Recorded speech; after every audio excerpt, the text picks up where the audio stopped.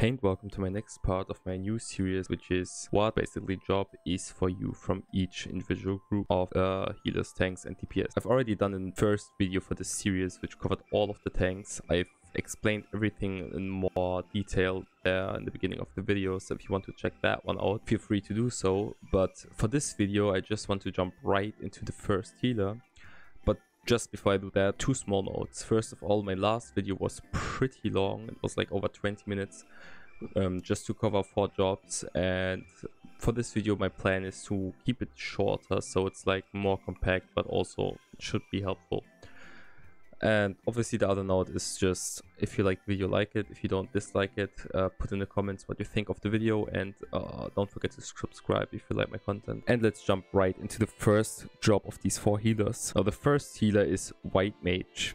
For White Mage you just need to know basically a few things. White Mage is a pure healer that has strong heals for single target and also for AoE. It's, like I said, a pure healer, so you don't really focus on shielding or mitigating your party. Obviously you have 2 buttons for that, to mitigate one certain person, but mostly it's just gonna be like buffing yourself with your wings or this button, and then just going crazy with your different kind of healing. You have a lot of AoE heals. I'm just pressing them all now. You have a bubble, another AoE heal, another AoE heal, just so much. Basically, like, White Mage is the easiest out of all healers. You can do nothing wrong with White Mage. If you want to start off with a healer, White Mage is your best go-to, your best chance to learn healer properly. It's the closest also to other MMORPG games, and yeah, like I said, the best healer when it comes to beginners, and from there you can change to any kind of healer you want. Also, if you want a challenge, let's jump to the next healers and you'll see the difficulty going up and up. Coming up next in our list is the Scholar. It's the first shield healer, obviously, since we only had the White Mage as a pure healer. Now, the Scholar is the complete opposite of the White Mage. You're mainly gonna be focusing on shielding your party and giving mitigation, so they just don't get the damage from the AoEs from the boss or from the dungeon. Whereas if they get low, then you're gonna rely mostly on your other healer. Obviously you can still save the day with different spells, but still, like, mostly you just stop the party from getting any kind of damage. A good Scholar is gonna be very easily to see. Usually when you have a good Scholar in your party, you're just gonna be like seeing yourself with massive shields all the time and wondering how you will even get damage within this fight. But yeah, that's like the pinnacle of Scholar skills. As a Scholar, you'll have 2 different fairies. They have no difference really, it's just preference. Back then, all the way back then, they had a difference, but right now there's no difference between Eos or Selene. You just summon them, and then they're gonna support you with like healing, which is pretty good for the beginning of Scholar. Since Scholar in the beginning is quite easy, you can focus on dealing damage while your fairy heals your tank. Obviously you can help your fairy, but mostly she's gonna do the work. When it gets higher level, then you'll have so many buttons. You can summon a different kind of fairy which sends your fairy away, and then this will be special for shielding, and then you can also do different combinations of buttons to buff your shields or change your shields from being shields to actually healing people. You can also extend the duration of shields for certain mechanics. You can increase the damage of your party for a certain duration with the button. You have a lot of options as Scholar. Also, you have the speedy button that is like very much liked and praised in every party. So again, Scholars are very much needed in every kind of party. Everyone likes Scholars basically. It's just up to you if you want to be like more of a shield healer or a pure healer. Later on in the list we'll have another shield healer that is a bit easier to play than Scholar. So I would recommend Scholar to you if you want to shield your party and mitigate, and at the same time summon a lot of things, because that's the only healer in this list that can summon things. And also at the same time you want like kind of a challenge, because Scholar, in my opinion, is the hardest healer. Well, it's at the same stage like the next healer that we're gonna talk about in a second. But yeah, Scholar is pretty good. Keep that one in mind if you want to shield and mitigate. Alright, coming up next is the Astro. Yeah, mainly as a Astro, if you didn't know, you are like very much a pure healer as well as White Mage, but it's more like you also have some mitigation. You are like a mix of both healing and shielding, but slightly more tilted towards pure healing. Whereas White Mage is pure healing and Scholar is pure shielding. This is, like I said, a bit more in between, but still towards pure healing. As an Astro, you get the extra difficulty though, which is drawing cards. What does that mean?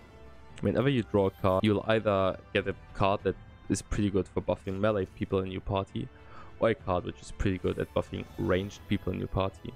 Whenever you use the card, usually you get a certain icon that gets saved, and if you get 3 different icons, then you get yourself a big buff. So while buffing your party, you will also have to learn which combination is good for yourself, which is a good card, which is a bad card in this situation, while maintaining good heals and doing good damage. So Astro is like pretty hard. You're buffing your party, like I said, while focusing on healing, which is extra work. As a White Mage, you just deal damage, and in between you just press some healing button. And now it's like way more complicated, and you'll have to look out for way more things as a Astro. The only other difficulty as well is, as Astro, you have a lot of spells that are like preparation for later mechanics in the fight. So you can set up a heal that activates whenever like you activate it again, but the more you wait, the stronger the heal becomes, and the damage output gets higher as well. So again, if you want to be a pure healer but also like have a big difficulty, like Scholar for shield healers, I would recommend Astro for you, because you also have a tiny bit of shielding and mitigating, and at the same time it won't get boring and also it won't get boring because of fight being too easy or anything. You'll have enough to do as Astro, trust me in that. Now for our last healer in this list is Sage. Sage just got released in Endwalker. Sage is a healer that is again in between of pure healing and shield healing. It is more tilted towards shield healing though. So if we had like a graph, I would show it to you now. It's gonna seem like this. All the way on the left is White Mage as pure healer, and then all the way to the right is Scholar as shield healer, and then the others are in between just like that. Now, as a Sage, you'll work a lot with one certain button, which is called Ffxiv. Also, Sage has the weirdest names for spells, so be prepared for that. Ffxiv basically changes a few spells of yours that makes them more and more special. So if you use that, they become shields. If you just use the button, it's a healing, right? And then also you have a lot of instant casts, which are either mitigation or healing. So it's like really pretty much in between of healing and shielding. I'd say Sage is also pretty easy. It's like White Mage for pure healing is like the easiest, and then Sage is the easiest when it comes to mitigating and shielding.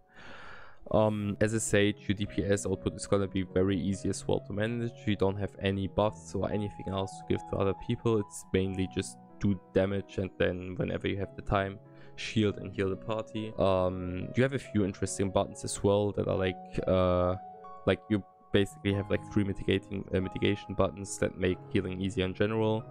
You can also just heal up the main tank by just doing damage to the boss, with giving them a certain type of dance partner. If you're completely new to FF, you'll find out what dance partner is in like 2 parts or maybe 3. Now it's gonna be in 2 parts, like in my not in my next video, the one after that. It's gonna be like 4 days when it gets released.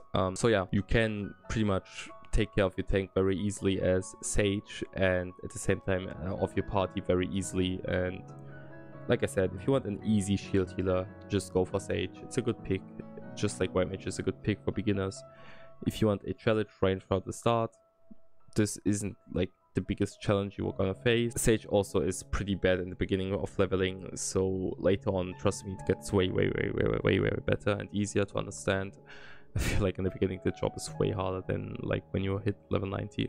But yeah, that covers all of the healers in Final Fantasy XIV. If you're new, or if you have a friend who's new, just watch this or like send it to them and let them watch this. I hope it helped you a little bit to decide on what kind of healer is more for you. And this video had like less combos in it and stuff. Unlike the last one, I just wanted to mainly tell you the info and explain it to you properly. while giving you my personal experience with it as well, to make it easier for you to decide on what job to play when it comes to healers. Now, if you like this video, let me know in the comments. Again, just like in the beginning, put a like or dislike on it as well. Let me know in the comments if you like my content in general. Subscribe. Tomorrow is gonna be released a short, so it's more like, for my channel by the way, if you didn't notice, nearly every day a video, and then the days when there's no video there'll be a short. So at some point it'll be more manageable, and yeah, I hope I can help you with my content. At some point I'll do some other videos as well, maybe it's from other games, but for now I'll finish this series. After that I'll see what I'll do, and yeah, don't forget to use big explosions for any kind of job. We all have a black mage deep inside of us. You can take this whatever way you want, but yeah, I'm talking too much again, I'm sorry. I hope you enjoyed this. Thanks so much for watching, and I'll see you